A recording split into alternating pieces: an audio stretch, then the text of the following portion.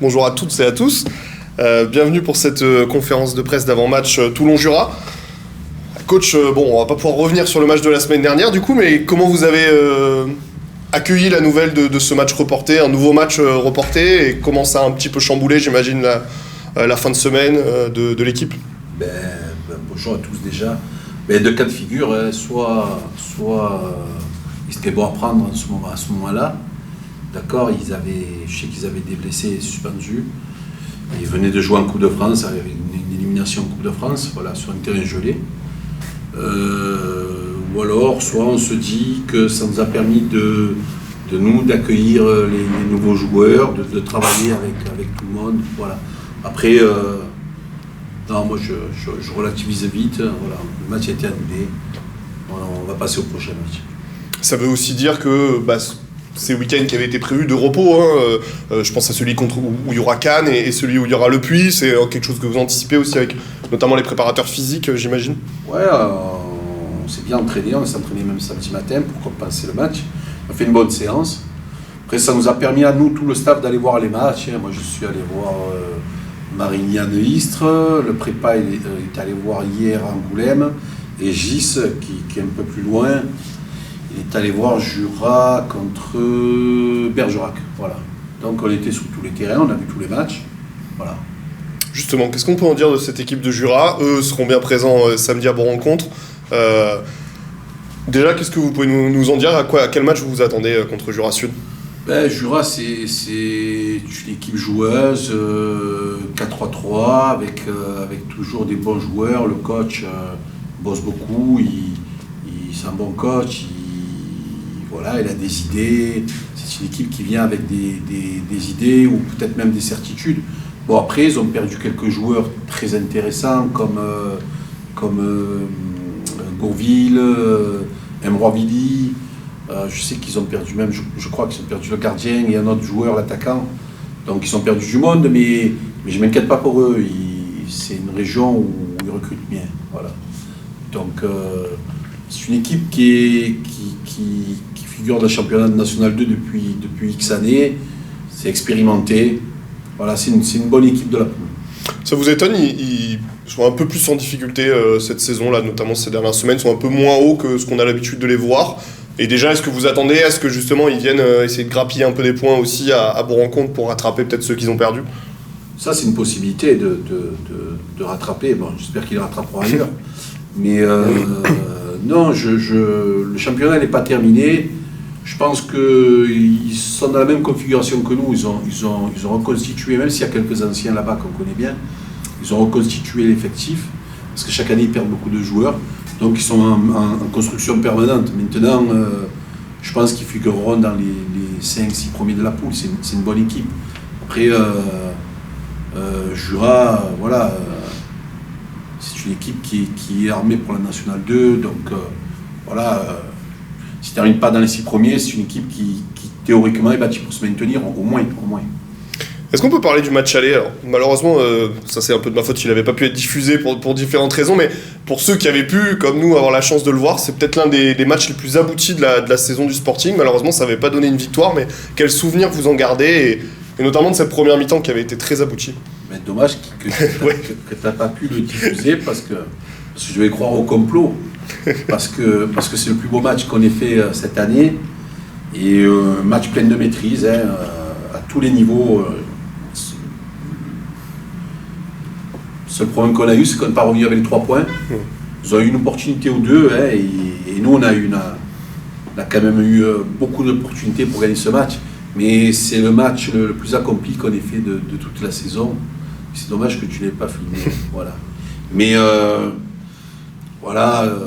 c'était sur un synthétique, pas bon état. Ce week-end, on va jouer sur un pelousé.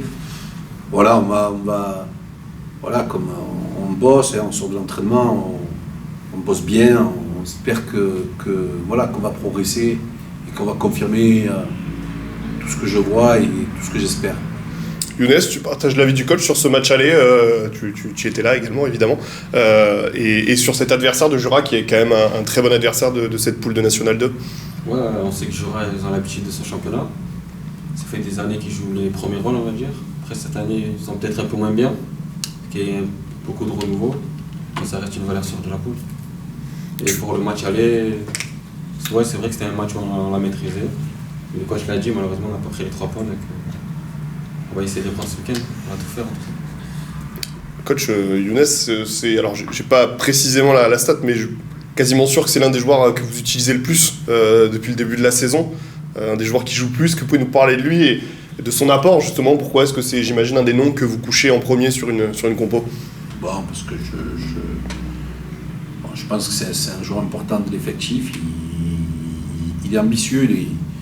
On partage ça tous les deux, on est ambitieux tous les deux. Donc lui, il a la volonté de bien faire. Et notamment à ce match-là, il avait un match aller à Jura, je pense qu'il avait été le meilleur. Hein.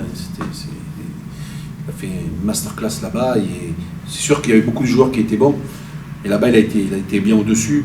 Je pense que You, je sais qu'il y en a beaucoup qui l'aiment bien comme joueur ici, hein, les supporters ou les gens du club. Mais je pense qu'il n'a pas donné encore la pleine mesure de son potentiel. Je pense qu'il peut faire beaucoup mieux que ça. Moi, je suis très exigeant avec lui, j'attends beaucoup encore. Je pense qu'il peut être encore beaucoup mieux que ça. Mais après, c'est des repères. Quand tu reviens jouer dans ta ville, des fois, c'est pas le plus facile. Donc, il a pris des habitudes. Maintenant, ça y est, il s'est posé, il sait où il est, il sait ce qu'il veut faire. Et je l'attends sur la deuxième partie de saison. Younes, justement, toi, comment tu vois ta moitié de saison, maintenant, on peut le dire? Comment tu te sens? Comment tu la juges de manière personnelle? Non, moi, personnellement, je le sens bien. Je suis content, comme l'a dit, d'être revenu dans la région, dans ma ville. Après, il n'y a que les résultats qui détermineront la saison. Donc, on essaie de faire le mieux pour être en plus en fin de saison. Quel regard, toi, tu portes? Tu es un joueur expérimenté, tu connais bien ce championnat. Quel regard tu portes sur cette moitié de saison toulonnaise? Des résultats parfois un peu frustrants, on évoquait Jura Sud, vous n'êtes pas reparti avec les 3 points, il y a eu des beaux matchs. Voilà, comment tu vois cette moitié de saison toulonnaise? Je pense qu'il n'y a pas tout à ajouter, je pense qu'il y a dans le contenu il y a du positif. Après, il ne faut pas oublier qu'on a beaucoup changé d'effectif. Et j'espère qu'on va monter en puissance sur la deuxième partie de saison, en tout cas il y a tout pour. Et justement, tu évoquais les changements d'effectifs au milieu, ça a parfois un peu tourné, toi tu as souvent été là, mais avec parfois des coéquipiers un peu différents. Tu peux nous en parler, comment tu t'adaptes, comment tu joues avec, que ce soit, c'était Waïl avant, Rulio, là il y a j'ai oublié son prénom malheureusement. Gabriel voilà, qui vient d'arriver, il y a Baptiste et également.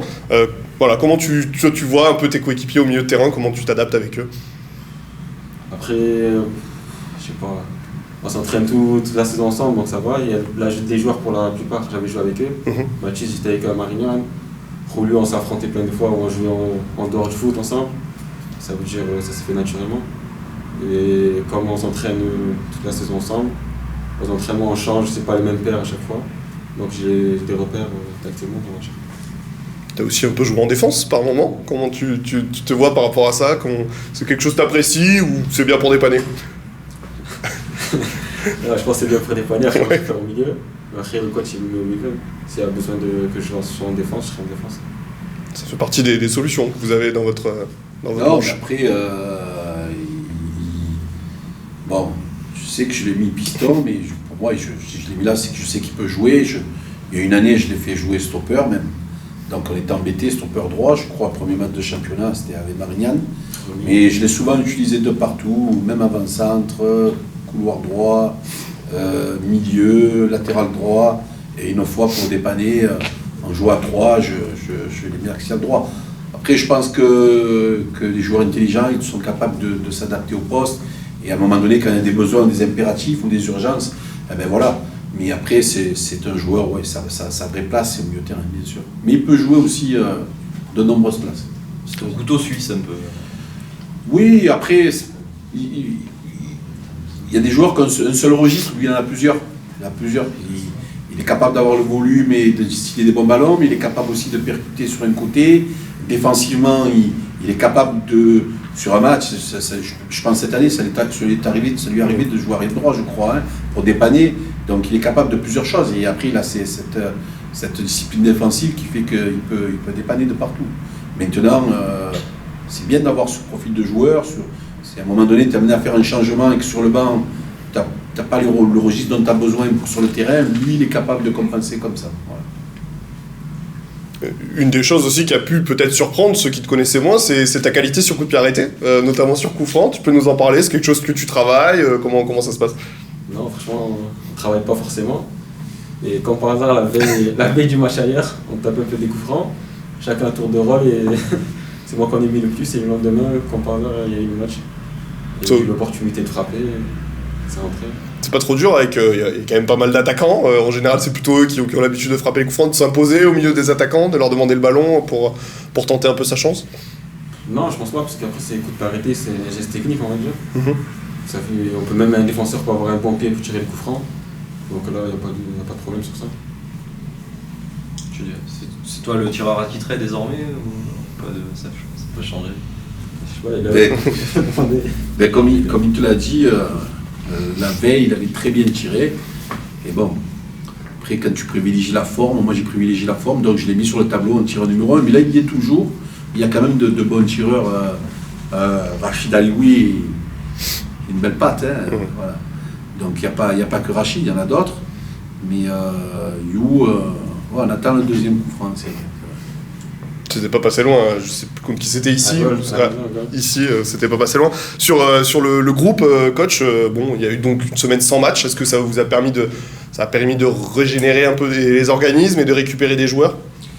Là, on a quand même Marius qui s'est reblessé, Nassim Ahmed qui malheureusement s'est reblessé aussi.